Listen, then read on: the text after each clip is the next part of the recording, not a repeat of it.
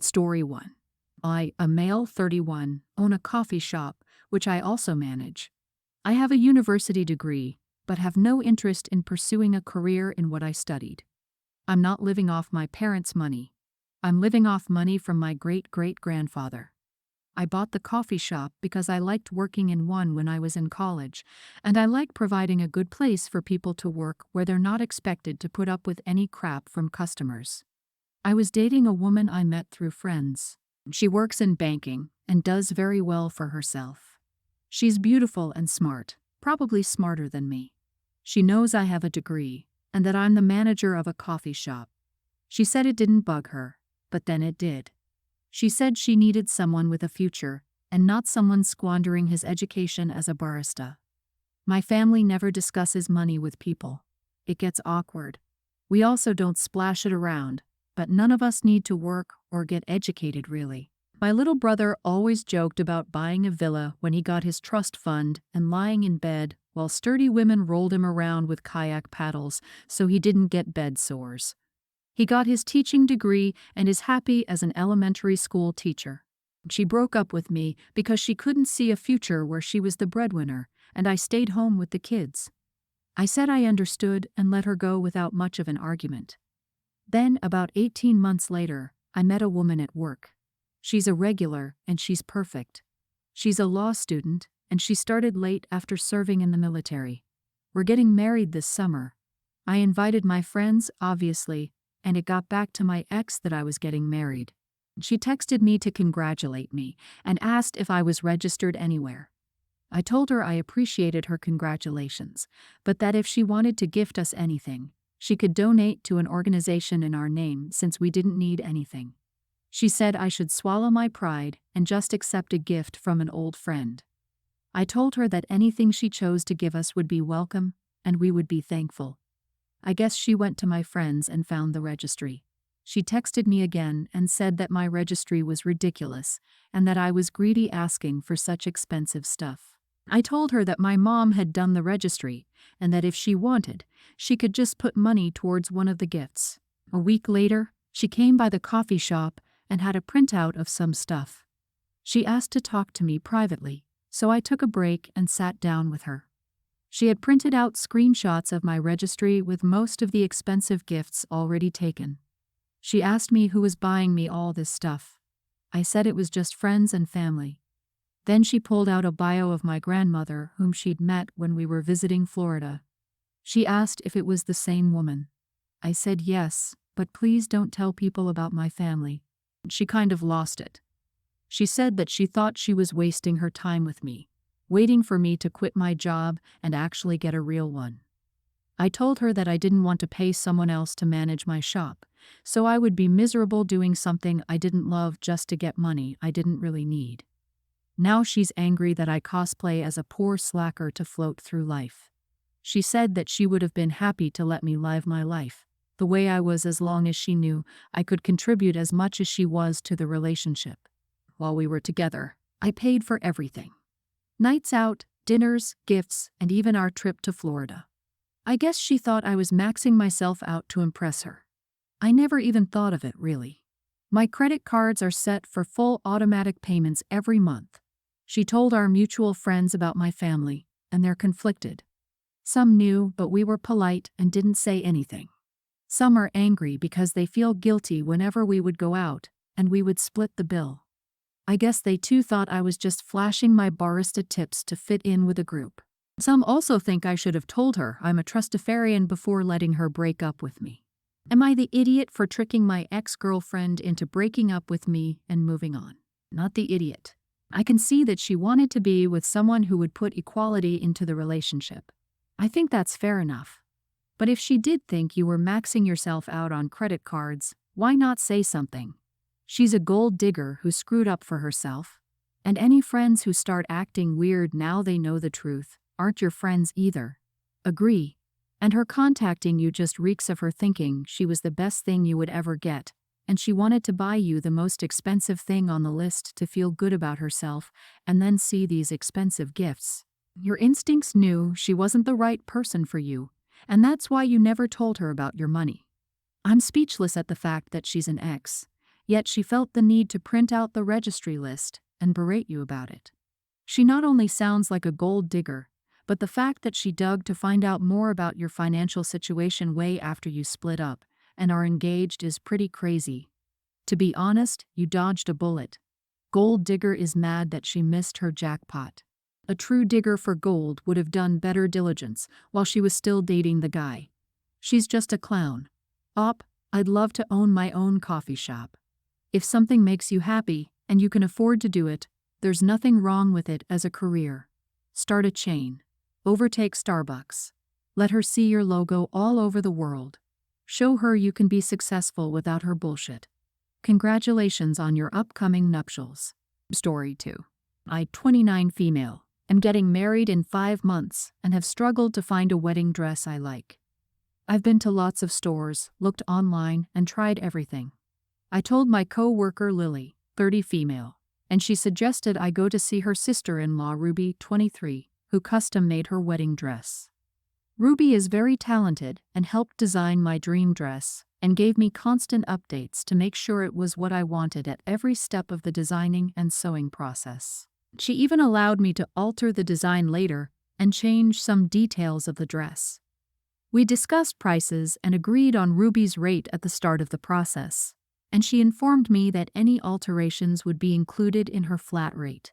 I paid in installments and the last 50% at the end. I collected my dress last week, paid the rest of the bill, and thanked Ruby for all her help and expertise. I even left a glowing review and told her I would recommend her to my friends. Lily reached out to me on Ruby's behalf yesterday to ask about the dress, and I praised Ruby for her help. Then Lily asked if I liked the dress so much and why I didn't tip her. Ruby felt too awkward to ask, and Lily said I took advantage of her services and should have tipped because of the extensive work Ruby had done for me, including the free alterations. She went on to say that custom wedding dresses are usually way more expensive.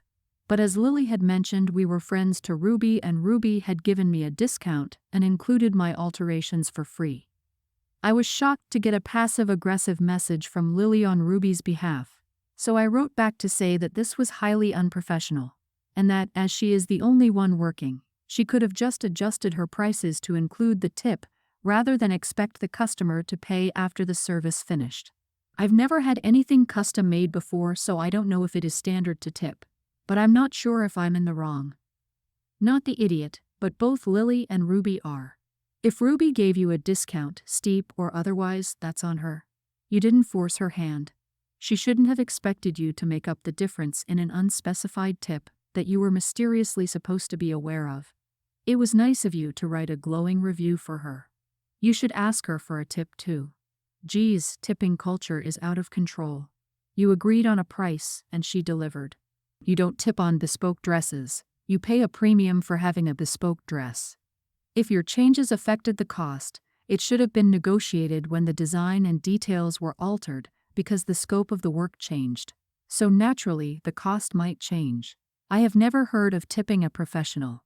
Service workers, yes, and that is customary.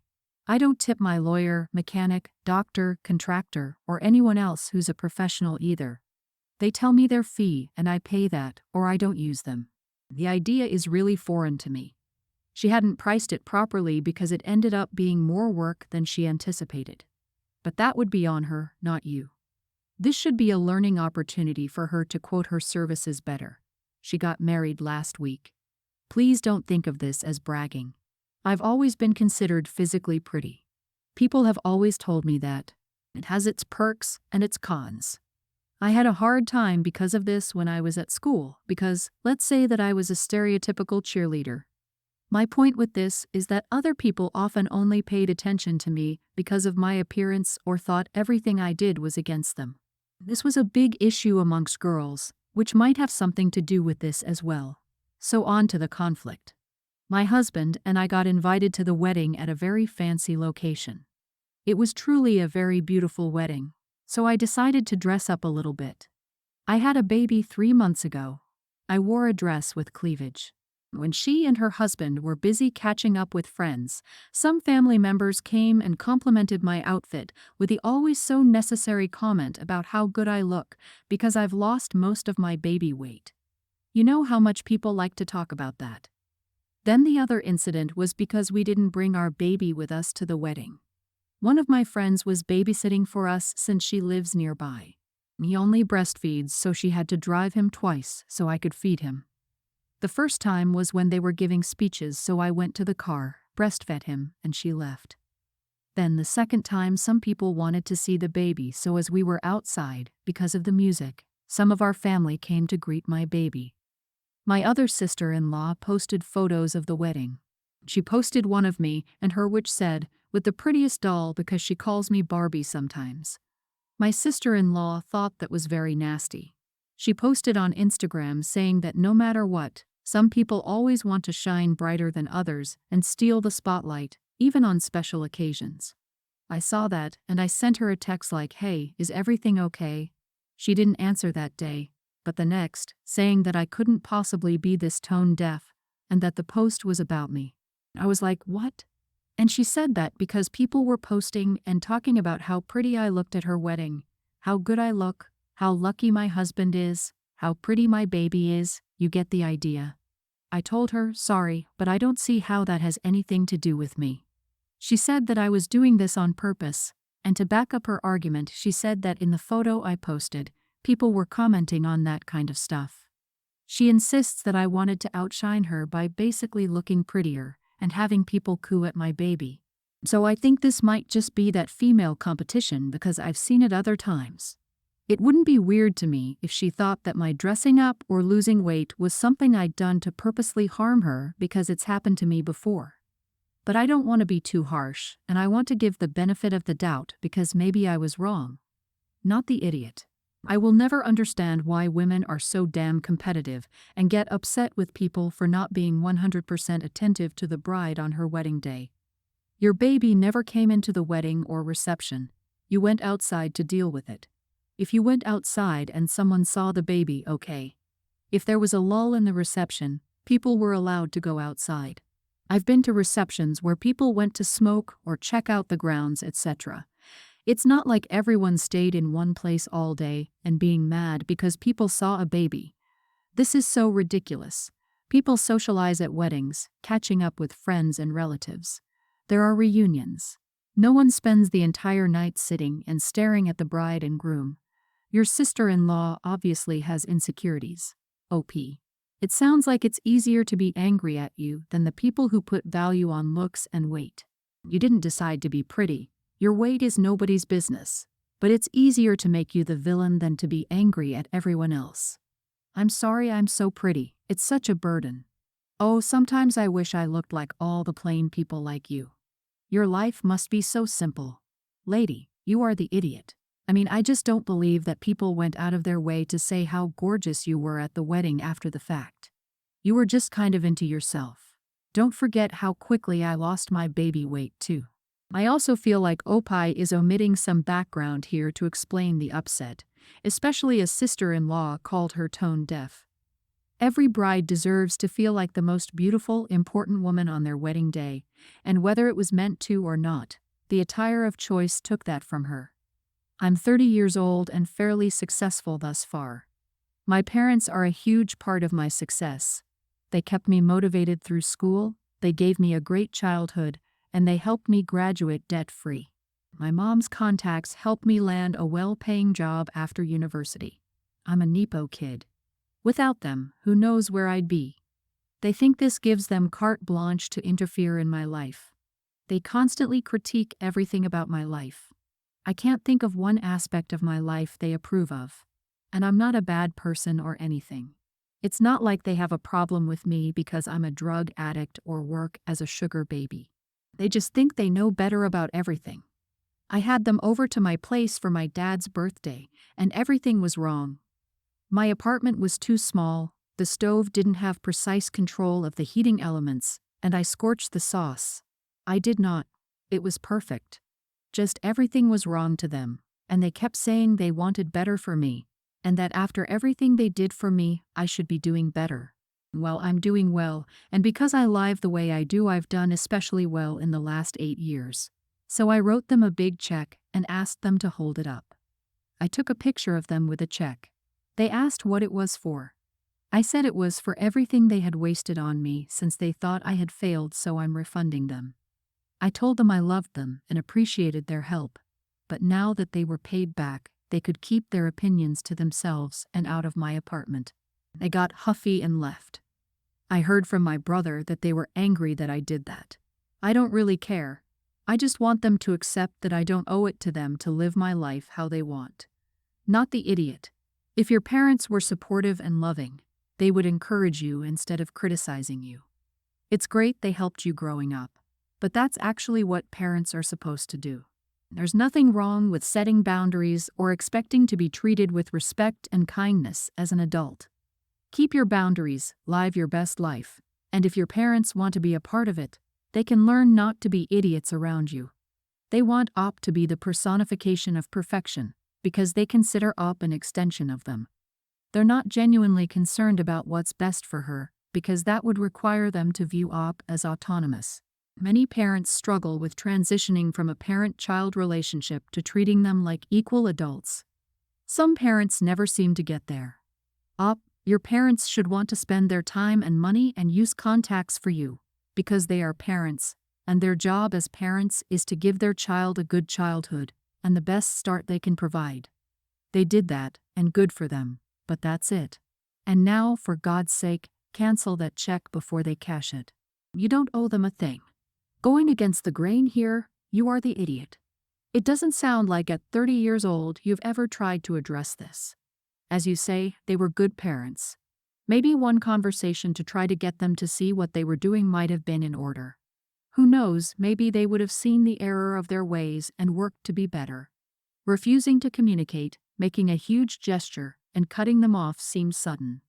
They were undoubtedly in the wrong here, but one attempt at an adult conversation with them was warranted. Thanks for listening.